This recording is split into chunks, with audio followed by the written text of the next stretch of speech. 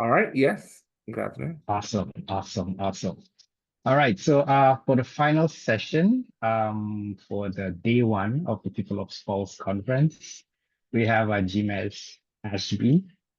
He's the founder and CEO of Third Eye Synergy. Jimez is an industrial and organizational psychologist and a certified DEI practitioner. He focuses on helping organizations achieve cultural transformation through awareness, inclusion, and agility. Today, he'll share how inclusion and adaptability together drives sustainable success. Please join me in welcoming Jimez Ashby. Jimez, the floor is yours. All right. Thank you for that introduction and good morning or good afternoon, everyone. I don't know where folks are in their time zones, but good day. Okay. So again, good day. So my name is Jimez Ashby. I am presenting today on the topic of the human algorithm. So we'll be discussing balancing AI with empathy in regards to people operations. All right. So a little bit about me. Um, I have spent almost nearly a decade in strategic and consulting. I formerly Accenture.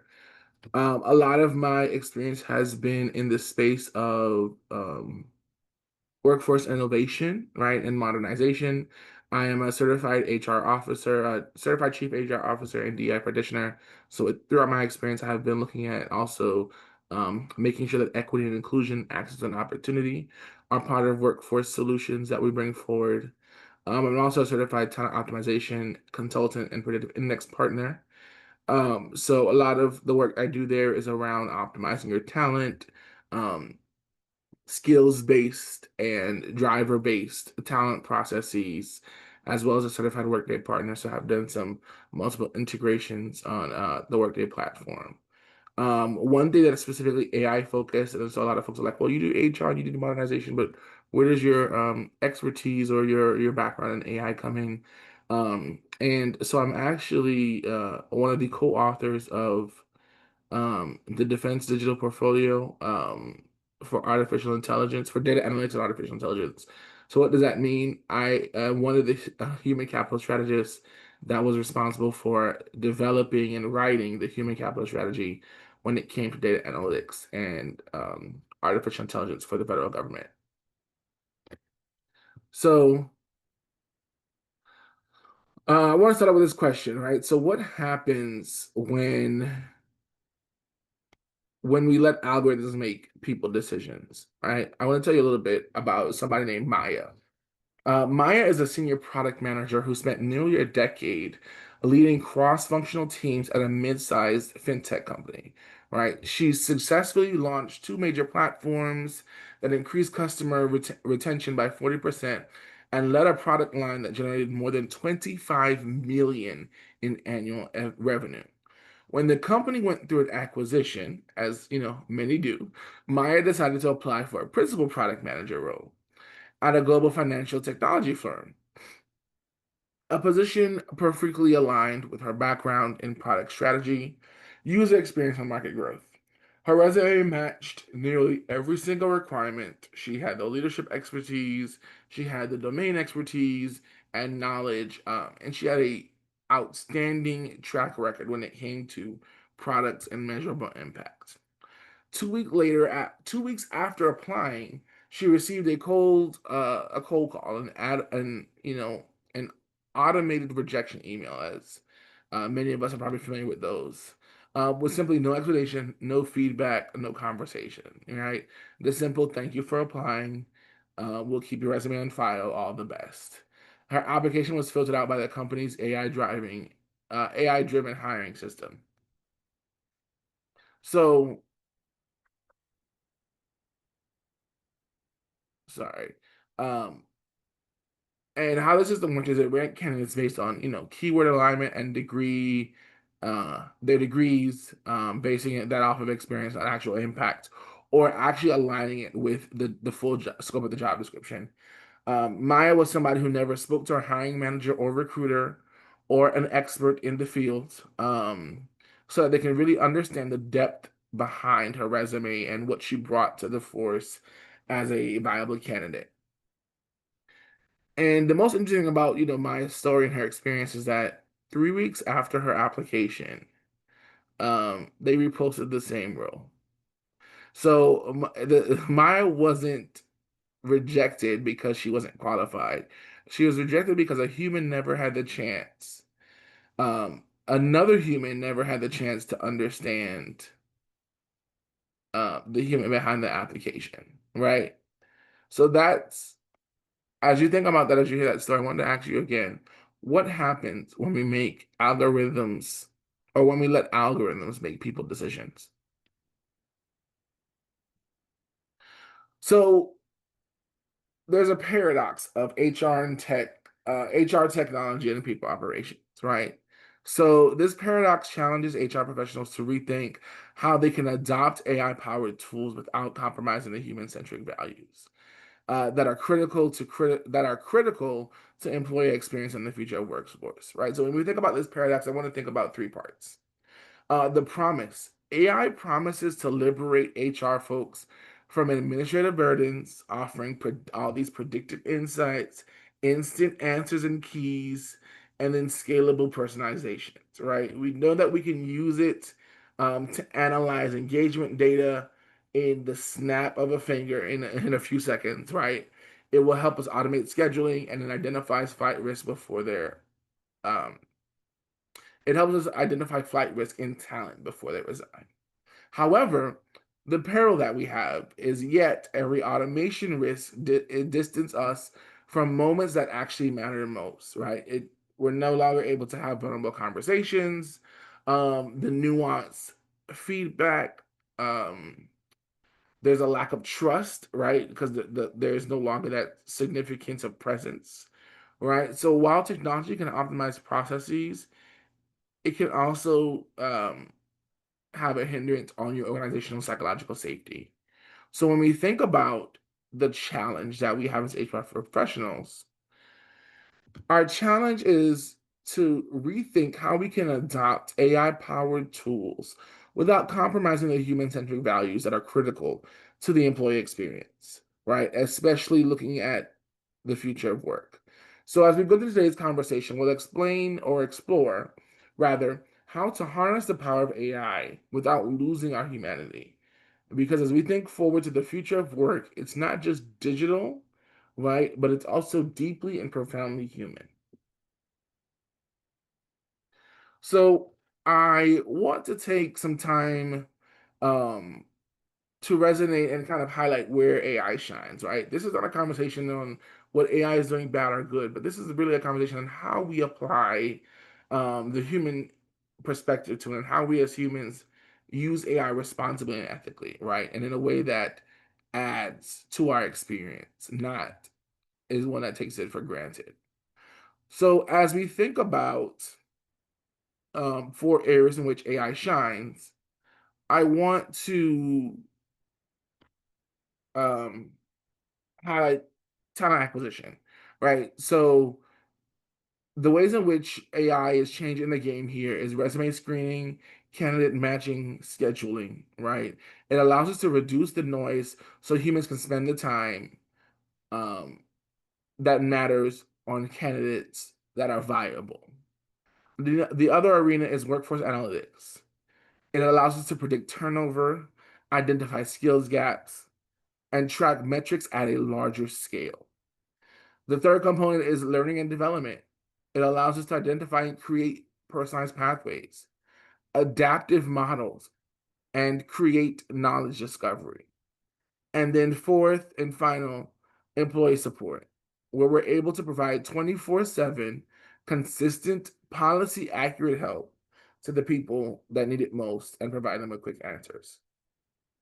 So when we think about these 4 areas in which AI is changing the game, the common thread here is proficiency at scale and decision support, not decision replacement. And I think that's why a lot of people are using AI incorrectly. And we have to make sure that when we use it, we're using it as an additive, right? Not to replace anyone or anything that we're already doing.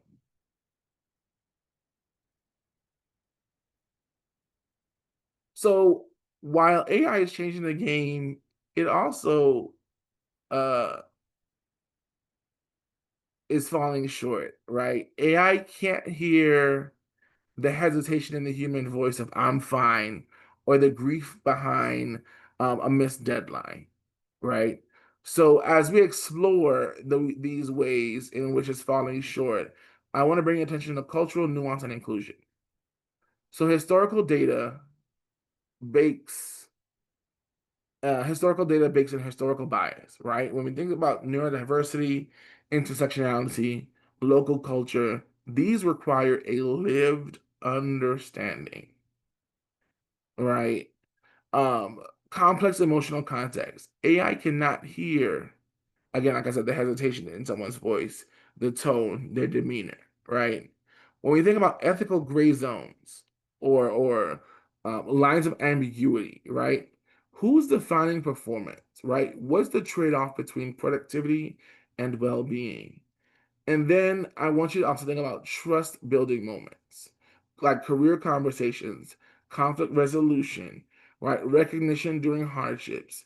These are human aspects, right? So AI can perform, I mean, the way AI performs is to inform our judgment, not to replace it.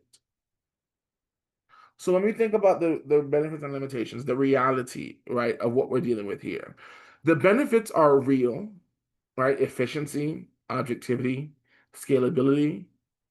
But there's also this real risk of dehumanization.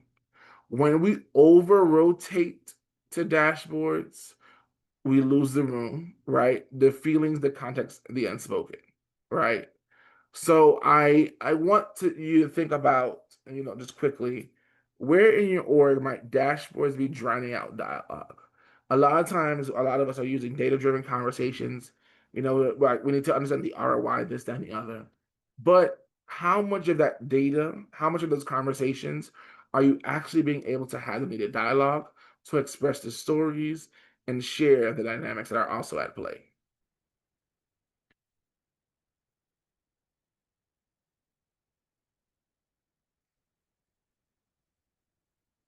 So, as we think about that, right?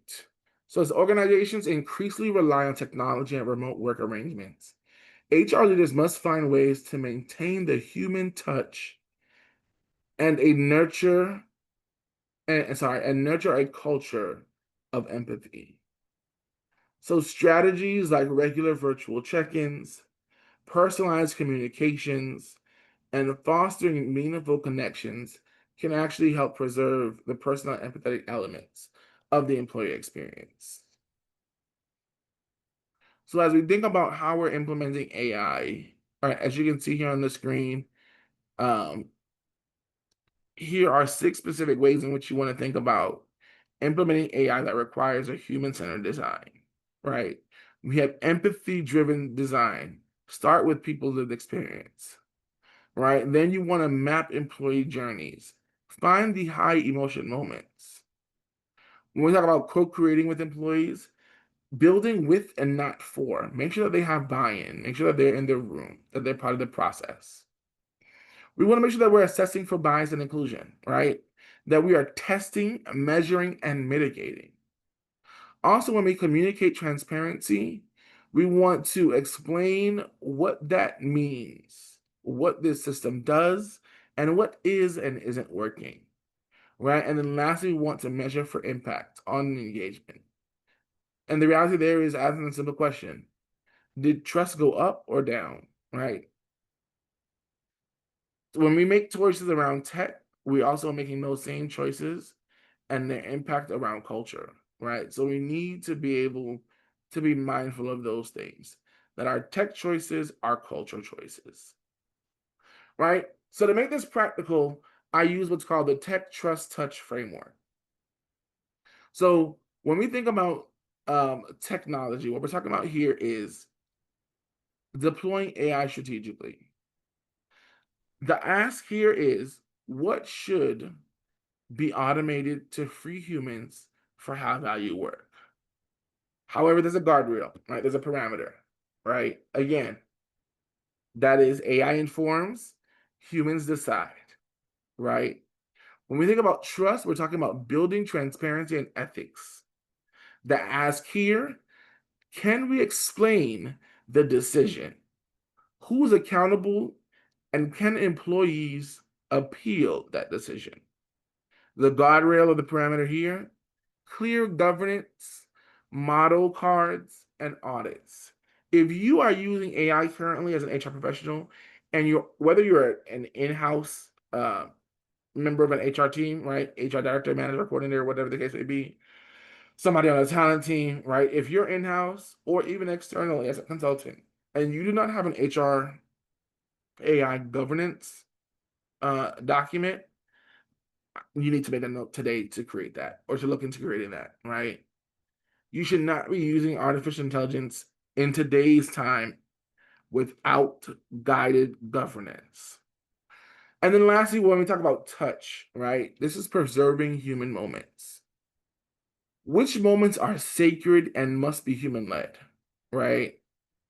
And we want to make sure that we're ritualizing human connection, but don't and not living into chance, right? Making sure that as we think about these processes, as we move forward procedure, that we're making the human connection, that we're incorporating and maintaining human touch throughout this. So I want you to think of tech as the engine, right? Trust is the seatbelt, and then touch is the driver, right? And this is how it all comes together. So again, if you are thinking about how we do this, again, it's tech, trust, and touch, right? So we just deploy AI strategically. We build trust through transparency and ethics, and then we maintain touch by preserving human moments.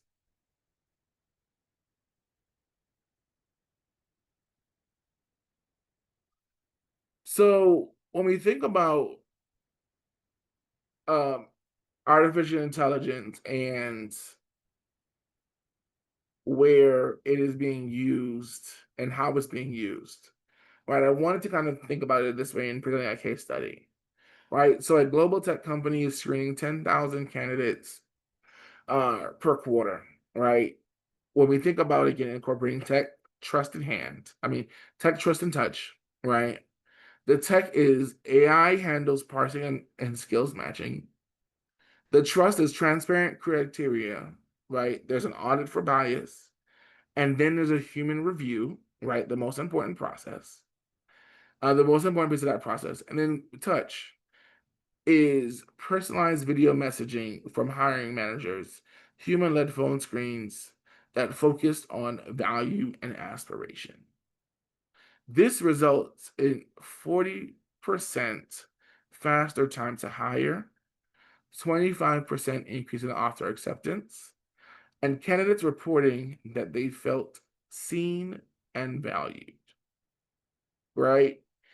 Through this, they didn't make the hiring process less human, right? We actually used AI to make it more human at a larger scale, right? So when you think about ways in which you can use AI throughout your processes, I gave you that case study there, but I really focused on, the hiring and selection process.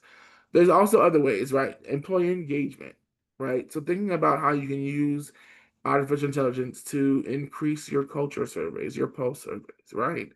Your better leverage your ERGs or overall, just collaboration across teams. And then also learning and development. We talked a little bit about in the beginning how that happens, right? Personalized learning pathways. But then also how you can help it with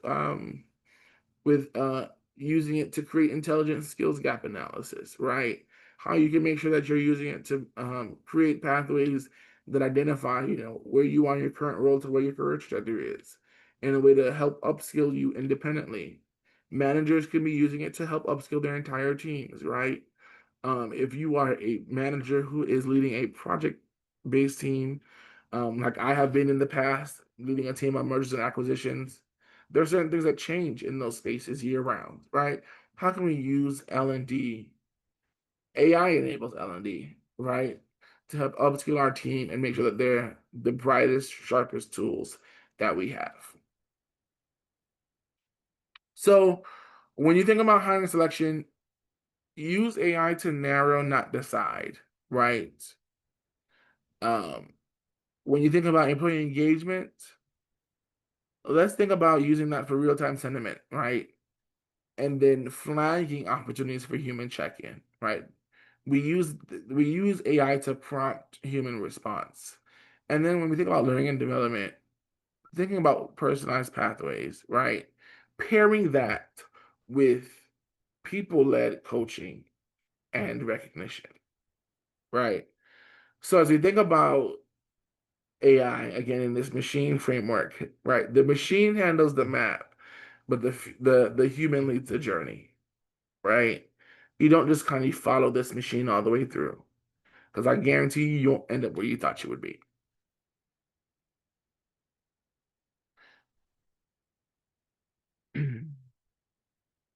So again, here you can see when it comes to hiring at scale, right, and human at heart, we talk about specifically challenges, solutions, and results. I went over this a little while ago, but that way you can understand when you build out your AI governance, when you think about implementing your AI strategy, making sure that you understand and you're able to map each challenge to a solution and then each solution to a result, right? So when we think about again using AI, I've talked about ethical AI decision making. I wanted to be able to pose or give you these 5 questions, right? So before you deploy any type of AI within your organization, while you're sitting down and creating that governance document, I want you to ask these 5 questions. Does this enhance or replace human judgment? Who could be excluded, disadvantaged, or harmed? Is the process transparent, explainable, and open to challenge? How are privacy and data rights upheld? And where does human oversight and accountability live? If you can't solidly answer these 5 questions, then you are not ready to be using AI in the manner which you think you should. When integrating or applying AI tools in the workplace, decisions should always be grounded in transparency, equity, accountability, and human dignity. So by using these 5 questions you see here, right? What we're making sure is that we maintain those, right? One, question number one is talking about making sure that we are enhancing and not replacing, right? Question two, make sure that we're providing equity and representation. Question three is making sure that we have clarity of process. Question four is ensuring that we are protecting all personal information. Right. And question number five is making sure that there is meaningful human oversight and review. So again, these are your 5 questions. If your team is currently on your AI journey, make sure that you embed these into your process. So when we think about doing this at scale, right, here are your 4 steps. Map the employee journey, step number one. And what we mean here is identify high emotion touch points. Right. Making sure that you're, again, maintaining that human connection, making sure that people are feeling valued, seen, right? That they still feel, okay, AI is coming, technology is changing, digital transformation is up, right? But humans are still here, right? Number two, classify by human need. Transactional versus relational. And what that means is transactional is AI friendly, relational is human essential. So as you're operationalizing your AI, those are either the 2 buckets your processes need to be fulfilling, or you need to be making sure that you identify, label your processes to one of those 2 things. Number three, design hybrid experiences. Right. Logistics, align those with AI. And then when it comes to meaning, make those human. Right. So scheduling can be an AI tool. But that call, some are going to disagree with that, with this. That call should not be an AI bot generated recruiter. It should be a human person. Again, AI is the tool, the person is the driving force behind it. And then four, building feedback loops. Ask people where they want efficiency versus connection, right? If there's opportunities where people are like, no, I can talk to somebody here, or we can optimize by integrating AI here. And some of that's going to change over year to year, right? I think as people get more comfortable with artificial intelligence, as people get more skilled in their jobs, as the workforce evolves, right? In whatever facet that looks like, um, the relationship with artificial intelligence is going to change, right? So I think that is a great question to be asking, in quarterly feedbacks, in yearly roundtable discussions, right? As you transition from one artificial intelligence tool to the other, or as you embed new tools, right? Again, asking people where they want efficiency versus connection.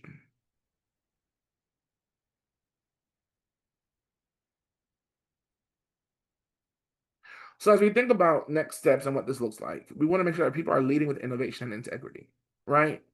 So when you leave this space, I want you to be conscious and practical, right? About what you have, what you can do when you go back to your organizations and in your own spaces and places, right? So here we go. I want you to start by auditing your AI footprint using the tech trust and touch framework, right? Understand where AI is currently in your organization and what that looks like. Again, classify those operations, right? Is it human essential, or is it AI friendly? Right. Co-create with your people. Stand up an employee advisory group. Right. Get people from different parts of the organization that are using AI, that AI impacts, right, that oversee AI, to be a part of this collaborative entity that will help drive um, the integration, innovation, application of AI within your organization. Right. And then also, lastly, but also most importantly, the reason we're having this conversation is to commit to human first rituals. Right. Protect skip levels, recognition, mental health check-ins. Right. No bots allowed in those spaces. When it comes to certain things, AI is just a no. Right. So when you have those human first rituals, when you're having conversations around mental health, when things are getting real personal, right? You need to recognize somebody for their their being a great addition to the team, being a powerful asset, right? Those are things you can continue to do as humans. They still don't take a lot, right? But being that they're human first things, they have a higher impact. And if you take those things and make them AI generated, like a kudos board is cool, right? But still, that's tech enabled, not AI generated. But if you're just saying, okay, every time this person completes this project, or every time somebody hits this milestone, they get an AI generated email. There's no feeling, there's no substance. Sometimes you might not even know that it happened, right? So taking the time to put your voice first. And I want the biggest thing I want you to be able to take away from these things is small moves create big trust. So it doesn't need to be these exuberant things, right? It's the small things that matter. So my challenge for you as you go forward in the future is to lead with curiosity and courage, right? Ask the bolder question. Build systems that scale without hardening your culture. And then never lose sight of the individual. Every data point is a person with hopes, dreams, and fears. The human algorithm isn't an alternative to AI. It's the operating system that makes AI work for people. So I don't know if folks have questions. If there's a chat enabled, let me see. I need to move my screen around.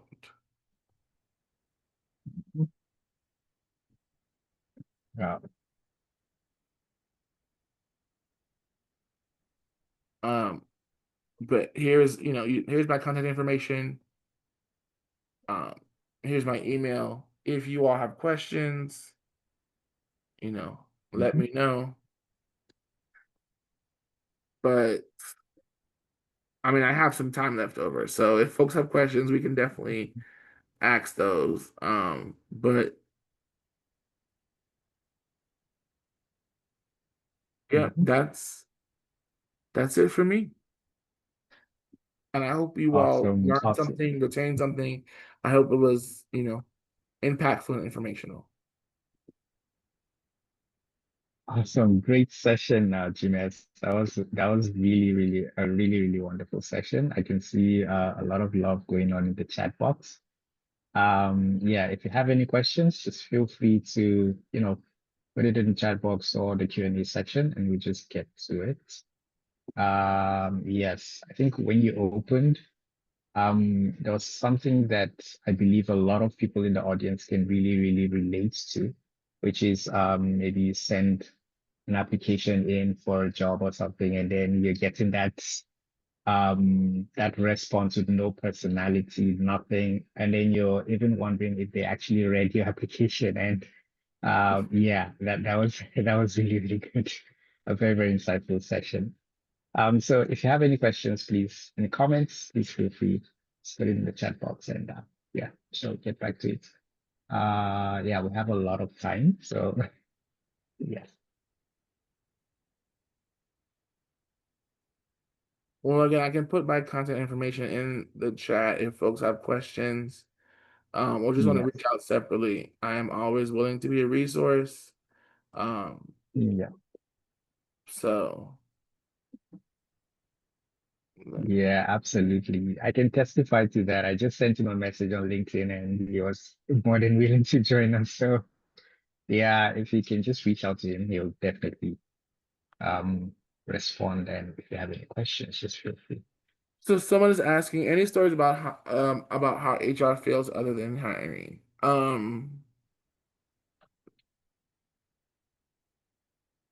That's a good question. So, well, I mean, most of the data that we're seeing is around hiring, just because it's such high engagement from an external component. Um, I do have some information on other like failed case studies, or what we would call failed case studies. If you email me that, like, hey, I just need other case studies around good and bad, I will send it to you. I can't remember off the top of my head, to be honest. Other areas besides the hiring and selection process, because that they again, like I said, I had to really dig for that data. So, if you just send me an email, I will get that over to you. I do have some case studies internally, and I will put my Okay. information in the chat so everyone can see it. Yes. Yeah, so you can just put that in the chat. Awesome. Yeah. Okay, this was shared to just the host and panelists. Let me Yeah, right. just send it to everyone. Okay, awesome. Yeah, great.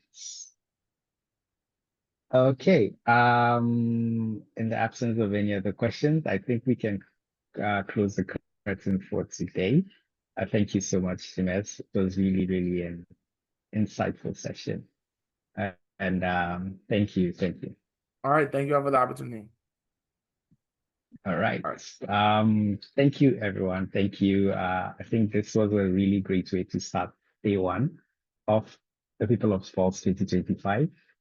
It's really, really great to have you all. And for all of you who have stayed till the end, thank you so much. Like I said, this is just day one. So we have 2 more days. Yeah, just a little secret. We have like two of our speakers for tomorrow. They actually sneaked in into today's session. And so I'm sure they're going to be ready for us tomorrow. You can use the same link to join. Yes, just use the same link, click on the same link, and you'll be able to join the session. We're using this one link for the whole 3 days. So thank you once again. Have a lovely day. Enjoy yourself. It's on 4th. Yes, it's going to be from 4th till 6th of November. So we have a session, we have sessions tomorrow, and we also have another session too on Thursday. So thank you, everyone. If you have any questions, please feel free to reach out to us. You can just send us a message in our emails, and we'll be sure to um, get back to you as soon as possible. Until tomorrow, everyone. Same time tomorrow. See you all. Bye for now.